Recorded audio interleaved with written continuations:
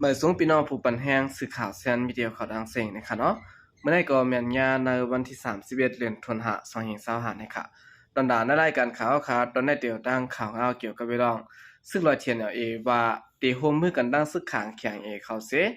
เข้าปังตึกตาเฮาป้อไหลลองหลอดแล้วนะคะเดี๋ยวดังข่าวในเสียวก็มาผักตอนบ้านพี่น้องเขากว่านะคะซึ่งลอยเทียนรัดว่าบิ๊กซัมว่ามีปัญหาเกี่ยวกับเวลองนาลินซ่อนกันตั้งซึกขางแข่งไว้ว่าในเสดาก็บุญดาเมืองโฮมตุมปัดปื้นตีดอแล้วเศร้าขอนั้นตีโฮมมือกันด้านสุขางแข่งเสดาเข้าปางดึกกว่าวันไหนค่ะแกมผู้นำหน้ากูลองซึ่งลอยเทียนเจ้าซึกลงตาปั้นละในกันเนาะรัดก่อนที่ดังสื่อข่าวว่าเฮาคาไลอุปโอเกดิตปัญหากันด้านซึกขางแข่งแข่งเขาอยู่ตาเสค่ะเฮาคามีลิกินแกนกันไว้ดังตับจุมดีเขา3ลองอยู่เขาปัญหาอันใดตอกแตกกันมาเสียเมื่อในปี2023ในปี2024และในปี2025ในก็เฮาคาเตเฮ็ดคือสืบอุปโอกันกว่าย่อก็เตเฮ็ดคือโฮมมือกันตั้งตับซึกลูกพื้นอันมีในเมืองปัดปื้นซื้อในเสแลอันเฮาคาโดนไล่โฮมหอมในมีดังนำค่ะนาลินพ่องามเผอมันรอแล้วก้อยก็อำไล่ค่ะนะนาลินตับจุมดีเขาก็โดนไล่รอแล้วเศร้าขอกว่าซ้อมกันเขาเมื่อนั้นก้วยหนังเก่าค่ะคนเมืองในเมืองปัดปื้นก็โหลดไล่ลองรอดแล้วเหมือนกันเขาซึ่งนั้นก่อนสั่งเตเป็นลองรอดแล้วอันเตะเพราะว่าจากซึ่งนั้นลองรอดแล้วนั่นเตเป็นตาโซแก็บไว้วันไหนค่ะมันใจสืบรัดแทงว่าป้อคนเมืองรอดแล้ววันเวียงก็ตีรอดแล้วค่ะป้อวันเวียงรอดแล้วก็วันเมืองปัดปื้นตีรอดแล้วค่ะก้วยกาก็เบอร์พ่อนยอนลองซิมอ่านนาและเฮ็ดให้พิงแงเจื้อจัดรุ่นแล้วหาหลายกว่าเปลี่ยนมาลองอย่าพืชย้อนเบอร์เปลี่ยนมาลองอย่าพืชและมีออกตีเส้นต่างตาคบทบอุบโองบมีกันปัญหาลองสู้ยุงก็จังไรยึดยาวมาแทงเสร็จแล้วจางเกลิดง่ายๆในเขาเจ้าซึ่งลงตาป้านละสืบละแทงว่าย่ามเดียวในตึกอุบโอหาข้อตอบลองว่าเตเฮ็ดคือโคมมือกันเสร็จแล้วเฮ็ดให้นาลิ้นซึ่งลอยเทียนใหญ่ดังซึกขางแข็งไล่ลองรอดแล้วเสียยาวเฮาป้อไล่ลองรอดแล้วดังปัดปื้นซึ่งเมืองอันวันนั้นอยู่ป้อไล่ซื้อในก่อนสั่งว่าไล่ว่าเปลี่ยนลองรอดแล้วซอขออันเตมันเมื่อนามาก็เตจางมีปัญหาลองสุกยุงซื้อในแทงย่ามเดียวเฮาคามีขออุปโอกันตั้งตับซึกขางแข็งเขามีอยู่2ลองหนึ่งในเฮาคาเตสืบเกลิซึ่งหือลองปัญหานาลิ้นหนังหือเตเปลี่ยนแทงนั้นเฮาคาถูกดีอุปโองมีกันซึ่งหือถูกดีโฮมมือกันซึ่งหือเจอในย่อก็เมื่อนามาหนังหือปัดปื้นตั้งเมืองเตหลอดแล้วกุนเมืองอันมีในนาลินเฮาตั้ง2เตหลอดแล้วในอยู่ดีจุ่มเฮาคา2จุ่มเปลี่ยนตับจุ่มบ่ดีกันสิแลเตเฮ็ดคือเกลิดแลเตเฮ็ดคือเฮาปอเจ้าหลอดออกแต่เจ้าอำนาจอันว่าใน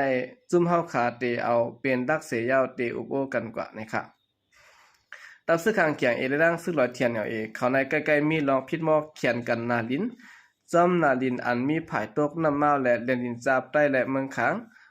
บาดังนาลินเจ้าลอยเขาจนในเสียมก้าอองตีคุดคำตีมาอันมีที่เฮมเวียงหมู่เจ105ลักนั่นก็ใกล้ๆมีลองพิดหมอกันลองขวัญและนาลินอุปเปิงกันมาเสียเมื่อปี2023เมื่อหนังที่ได้สิเวียงมันตรงสิเวียงกดขายเมืองโกนำโมนำพักกานำคำและเมืองวีในเมืองใต้ปะทองนั้นก็ก้นซึกปะได้ซึกขางและซึกลอยเขาใกล้ๆมีลองหิมนาลินกันเสพิดหมอมังโหกันอยู่ในเขาก้วยการนาลินนั้นซึกขางและซึกลอยเขาอุปเปิงตีผังมันนั้นก็ที่มีเจ้าคือได้เจ้าคือขางและซึกได้เฮาขาอยู่เซาไว้ปะยอก็มีกูเจ้าคืออยู่โฮมกันไว้วันไหนค่ะย้อนเบิดซึกขางดังซึกลอยใกล้ๆพิดหมอหิมนาลินกันและไล่ห้องอุปโอกันไล่เอาลิกินแกนพร้อมไล่ใจกันสิได้เกณฑ์กันกว่าอยู่นะครับเนาะก้วยกะว่าอยู่ๆเซตั้งฝ่ายซึกตั้งเถียนเขาก็ใกล้ๆมีลองลืบล้ำเขียงขึ้นกล้าสิได้เอาเมื่อส่งเบิ่งขังเขาปุ่นอยู่นะครับเนาะสืบสิแนวขาขึ้นมาถ่อมด้วยข่าวเงาเกี่ยวกับไปลองใจอ่อนก้อนหนึ่งเหยียบย่ามหมักแมงอันซึ่งมันเขาแปดไว้สิและลูกตายกว่าตีเมืองกุดนะครับใจอ่อนก้อนหนึ่งนะครับเนาะอยู่บ้านแหลอูจีเวียงเมืองกุดไหลกว่าเหยียบย่ามหมักแมงอันซึ่งมันเขาแปดไว้นั่นสิและหมากไหลแต่พวงสัตว์และลูกตายถึงตีนะครับเมื่อวันที่24เดือนธันวาคม2565ขย่ำกลางวัน10โมงนั้นก็ก่อนเปลี่ยนไม้อ่องๆนะเนาะอายุ25ปีกว่าเหยียบย่ามหมักแมงตีตั้งนากิกหาลักตับเก่าซึ่งมันเตอปิวหาเมืองกุดตับกองไม้148นั่นว่านะคะบริหารจีเวียงเขาเลยกว่า7ทัดด้วยเลยหันตินมันใจปุดกว่า ออกกว่าภายหนึ่งขาลงมั่นใจภายซ้ายก็ย่าหมักแต่พวงใส่หาวแห้งไว้เสร็จแล้วรู้ได้ถึงดีกว่านะคะปนมาเมื่อวันที่15เดือนธันวาคม2025นั่นก็ก่อนเป็นมันปะหาตู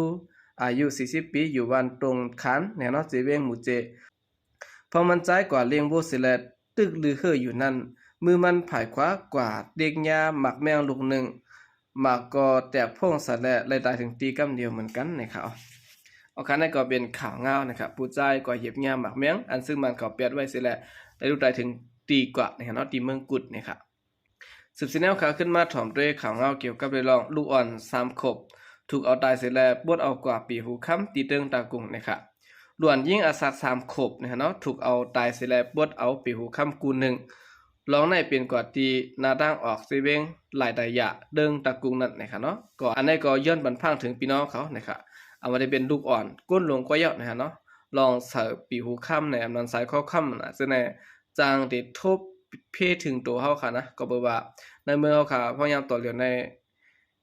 ก้นให้ก้นเมือก่อนเหลืองน้ำหนักนะฮะเนาะยันเป็นอะไรอย่าเปกว่าเสือเปียเปิ้นนะฮะเนาะเก็บไว้ดีๆก็ปล่อยนะครับเมื่อวันที่27เดือนธันวาคม2025ขยามกลางวัน 11:30 นนั่นนะเนาะมีแม่ปุ่มลงก้อนหนึ่งอายุที่ได้หมอก35ปีมาตีเฮือนอู่เจาะโมไหลต่อจันตะโมเขาสิแลอันมีตีวันราคาโยเลเจเวงหลายดายะตึงตากุงนั่นเสลัดว่าเขาขาดยิ้มเฮือนตีเนวันราคาโยเลวันไหนเขาข้าผมเมก็วนหันถึงกลางใจย้อนว่าเป็นแม่ปุ่มลงและที่หาจ้อยเฮือนขาดปานใดเสียและเฮาแม่ปุ่มลงนั่นหรือเปิดดีเฮือนเขากำหนึ่งนะคะถึงมาเขาย่ำหัวคำมาคำม่วงก่อนเป็นลูกยิ่งอ่อนเขาอาศัก3ขวบจื้อห้องว่ามาลดนะแน่เนาะดีกว่าซื้อตั้งกินจอมอูลุงมันปูตี5นายขาลุงด้านอ่อนกันออกขึ้นกว่าก่อนเป็นแม่ปุ่มลงนั่นก็เนียดกว่าจอมหลังคาเสียได้เผื่อถึงปอตั้งมันนางลัดตี5นายว่าลืมแอบเงินตีขึ้นปึงเมื่อปันกำหนึ่งหลวนยิ่งได้ก็เตะด้วยไว้ปันก้วยวันไหนค่ะก่อนเป็นอุลุงหลวนนั่นก็ขึ้นเมื่อเอาปันแอบเงินตีขึ้นอ่ำหันและเน็ตมาขึ้นก้วยกับแม่ปุ่มลงและหลานยิ่งมันหายหลายกว่าตั้ง2เกาะเนี่ยเนาะถึงวันที่28เดือนธันวาคม2025ขยามกลางในนั้นก็หลายกว่าทบหันตัวตายลูกอ่อนยิ่งมาละดันนะอาศัก3ขวบนั่นตีในน้ำห้องโฮงจากงวยปิ่นและหิมโคสวยปีตานั่นเสไปโหนตื้อไว้นั่นก็มียาวเมื่อภูมิปุนพรเขาแจดด้วยตัวตายก็ถูกหญ้าเด็กจมน้ำตายวันไหนค่ะกุมนับปืนตีก็1 ลาดว่าเมื่อไลฮู้ว่าลูกอ่อนหาลายกว่าก่อนกันจ้ำหาอยู่ก้วยกามหันเผื่อแทงวันหนึ่งก็เลยยินว่าทบหันตัวตายลูกอ่อนที่แนะนำห้องโฮงจากงวยปิ่นและหิมโคสวยปีตานั่นวันไหนแหละขึ้นแดดอ่อนกันกว่าด้วยสิแลเป็นดวนยิ่งมารัตนาอันหายกว่าซ้อมแม่ปุ่มลงนั่นนะครับเนาะเกี่ยวกับเรื่องการตายล้วนอาศัก3ขวบในสิแลตึกซ้อมหาโตแม่ปุ่มลงอายุ35ปีนั่นอยู่นะครับอันนี้ก็พังสติกันเด็ดๆนะครับเนาะเฮาจะรีต่อเปิ้นก็เปิ้นอำจะว่าจะรีต่อเฮานะครับสืบสิแนวข่าวขึ้นมาถ่อมด้วยข่าวเงาเกี่ยวกับเรื่องที่เวียงตนตีแต่ตียับกาอัมมีบ่ยอดนะครับเมื่อวันที่30เดือนธันวาคม2025นะครับเนาะภายปาลีกเส้นต่างเตเจ็ดทัดยับกาอัมมีบ่นะครับเนาะที่เวียงตนตีเงาจึงเมืองใต้ยอดนะครับเนาะแล้วฮู้ว่าเมื่อวันที่30เดือนธันวาคม2025ขยามปอดนั้นเขาเปิดเจ็ดทัดตีเส้นต่างเรียบเวียงนาดังตกสิแลปอดวันซ้ำเขาเปิดตียับตีโรงเรียนอากาศะหมาย4เส้นต่างแผตีไผเขียวไผแหลงนั่นว่านะครับเนาะกฎมนุษย์พื้นที่ก็1 ลาดว่าเขาเปิดจัดตีเส้นต่างแผเขตีไผเขียวไผแหลงตีหิมจอมเมืองนั่นเสร็จแล้วเขาเฮ็ดจัดทัดกากุลำกะกาบ่คำกว่าเสียงเขารถคือได้ก็จัดหนังเก่าค่ะว่าไหนข่าวย้ำออกไว้ว่าวันที่30เดือนธันวาคม2025ในติดติงยับกาอัมมีว่าที่ในเวียงตนตีว่าในเสตะย้ำเดียวกาอัมมีว่าย่างยับไว้ตั้งน้ำในเขาที่เวียงตนตีได้ก็เตรียมข่าวการคุณและกฎมนุษย์พื้นที่เขาเจอกาอัมมีว่ากำบันนำเสร็จแล้วยันบ่มีลองตียับจังไหนแลเฮ็ดให้ลองก่อมาอย่าพึดไว้นะครับเนาะเอาคันนั้นก็เป็นข่าวเงาหลายหัวข้อแน่นอนบ่เป็นมาที่ในเมืองห่มตุ่มแน่นะครับกำเนิดสุดในก็ยินจมนับยามคงมันถึงพี่น้องผู้กำแถมปัญหาก็ดังเสียงอยู่เขายินจมนับยามอย่างนั้นเสขาใจก็เรียกมาส่งค่ะ